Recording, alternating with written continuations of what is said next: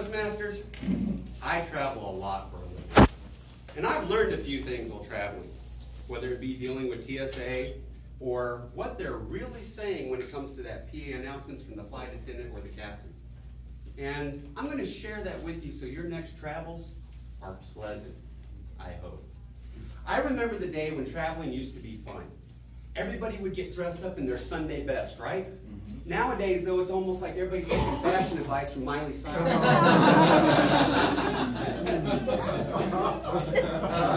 And nowadays, too, you have to go through security. TSA, Twisted Sanctioned Abuse. I was in Minneapolis. They did that little swab test on me, and BAM! I tested positive for explosives. Before I knew it, 3 guys bigger than the rock had me surrounded. They were taking my stuff and they whisked me away to a romantic room in the back. Minus the candles and music, of course. They then proceeded to start digging through my bag, and they're taking everything and they're going through my bag and taking everything and testing it for explosives, and then all of a sudden it was my turn. Let me tell you why the glove is blue. Because you will be feeling blue when they're done. But I had a conversation with that TSA agent I will never forget. And not a word was spoken. It went like this. Oh.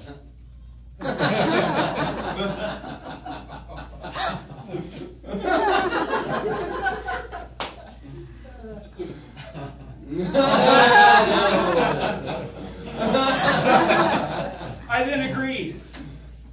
Hey, careful back there, you might cause the explosion. In retrospect, we probably needed a safe word. What really hurt was, after such intimate relations, they didn't even bother to call me the next day. And you know that you pay a molestation fee to the airlines for all that professional groping and probing? Then you finally get to go get on the airplane, and it's time to listen to the flight attendant's safety speech, right? You know the flight attendant, how they're so wonderful to deal with. Hey, oops, that's not working as well as it's supposed to. Right? Hello, and welcome to Delta Airlines. Delta doesn't ever leave the airport. This is flight, I don't know, going to I don't care. I'm your flight attendant, Bruce, but you can call me Kate.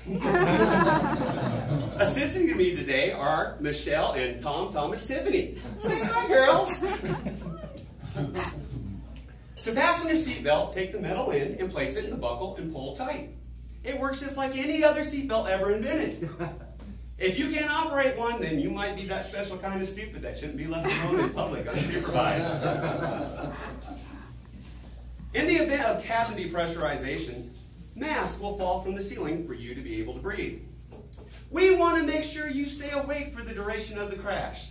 So stop your screaming, grab the mask, and breathe normally. Pause. Breathe normally? On the descent of death, you want me to focus on breathing normal? I don't think so.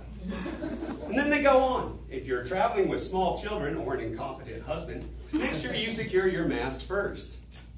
In the event you have more than one small child with you, well, now it's time to decide which one to change your diapers when you're a little older. There may be 50 ways to leave your lover, but there's only 6 ways off this airplane. There's 2 up ahead, Fred, 2 midway, Jay, and 2 in the back, Jack. But you need an evacuation plan, Stan.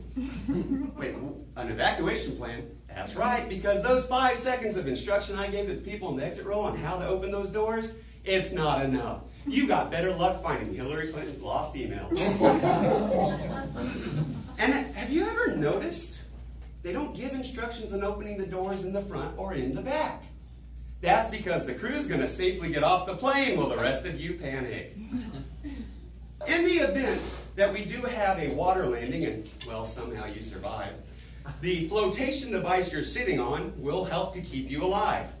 Yes, that same flotation device that thousands of other butt cheeks have so warmly touched before you will be able to keep you alive. So, enjoy that aroma while the sharks nibble on your toes.